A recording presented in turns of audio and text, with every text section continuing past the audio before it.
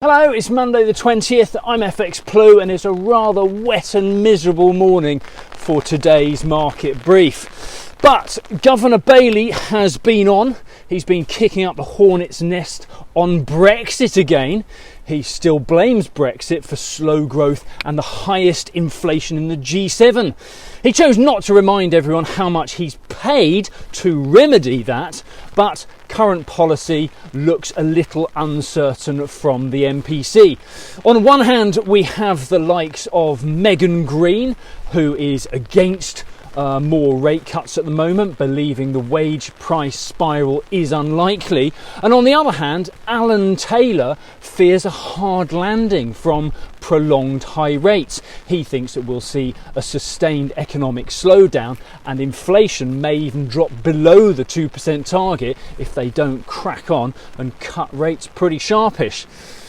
Rumours suggest Rachel Reeves is planning to cut the 5% VAT on energy bills to ease household costs. And while Ed Miliband, Energy Secretary, has denied net zero policies inflate household bills, the tide is turning against the Green agenda.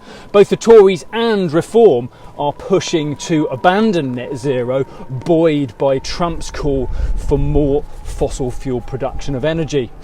Over in the US, forecasts expect another 25 basis point rate cut at the next Fed meeting on October the 29th. The vote may be split as some Fed members are still concerned about sticky non-housing inflation and the tariff pass-through expected in 2026.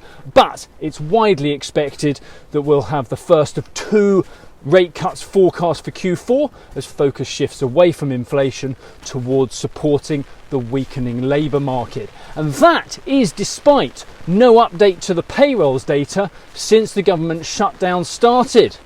According to Treasury Secretary Scott Bessent, the shutdown is already affecting GDP to the tune of about $15 billion a day, but market sentiment remains unconcerned for the time being.